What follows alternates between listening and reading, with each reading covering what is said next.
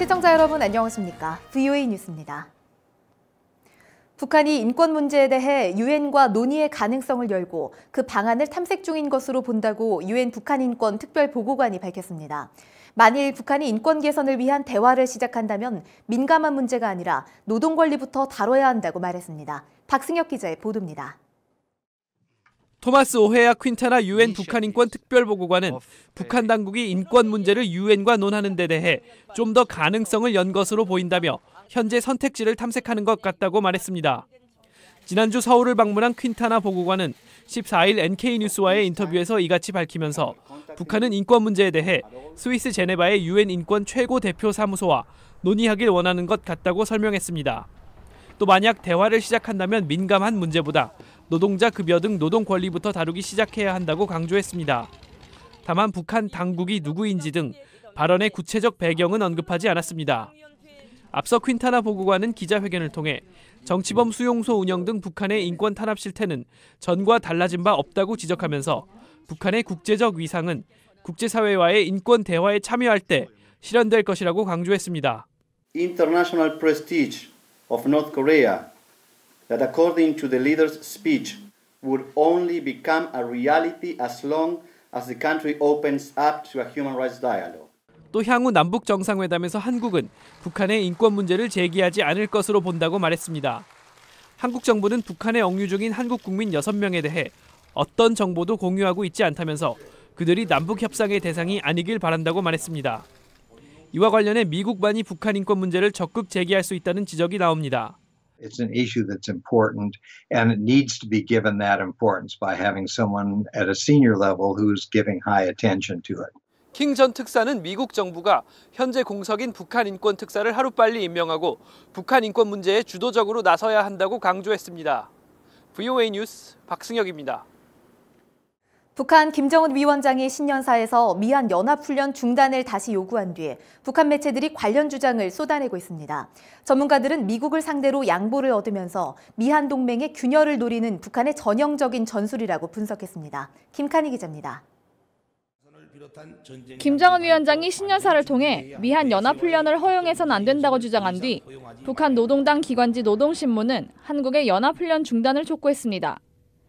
대규모 합동 군사연습은 군사적 긴장을 조장하고 한반도 정세를 위험한 국면으로 몰아가는 요인이라고 주장했습니다. 이어 북한의 대외선전 매체인 우리민족끼리, 통일신보 등이 가세해 미한 연합훈련은 북침전쟁 연습이라는 과거부터 이어오는 주장으로 선전전을 벌이고 있습니다. 전문가들은 2차 미북 정상회담을 앞두고 김정은이 트럼프 대통령에게 큰 양보를 얻어내려는 술수라고 분석했습니다. 미국을 향한 대륙간 탄도미사일 ICBM 제거 같은 제안을 하면서 주한미군 철수를 요구할 수 있다는 것입니다. And so he may make that trade-off because South Korea and the United States have not agreed on burden sharing. And he may propose to Trump that, look, the South Koreans don't want to pay for U.S. forces. 북한의 지속적인 미한 연합훈련 중단 요구는 비핵화 협상 중에 미한 동맹 균열을 내려는 목적도 있다는 분석도 나왔습니다. And he's recognizing that President Moon is so committed to détente and to some degree of rapprochement between the Koreas that if he makes an offer that sounds appealing to Moon but is unacceptable to Washington, this will create major tensions in the alliance.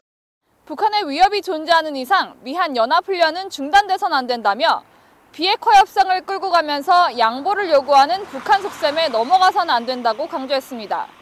VOA 뉴스 김칸입니다. 엘리엇 엥겔 하원 외교위원장은 북한이 핵무기를 폐기하겠다는 데 진실하지 않다고 생각한다며 이런 상황에서 2차 미북 정상회담은 회의적이라고 밝혔습니다. 엥겔 의원은 13일 뉴욕에서 한국 국회의원들과 만나 그동안 북한 지도자들이 무엇을 하겠다고 약속하고도 결국 하지 않았다며 이같이 밝혔습니다. 이날 간담회에는 한국계 앤디 김 등 민주당 하원 의원 5명이 참석했습니다. 북한이 지난해 최대 무역국 중국으로의 수출이 10분의 1로 크게 줄면서 대중국 무역 수지 적자가 사상 최대인 19억 7천만 달러를 기록했습니다. 중국 관세청인 해관총서가 14일 발표한 무역 통계에 따르면 지난해 북한의 대중국 수출액은 2억 1천만 달러로 전년에 비해 88% 급감했으며 수입액은 21억 8천만 달러로 집계됐습니다.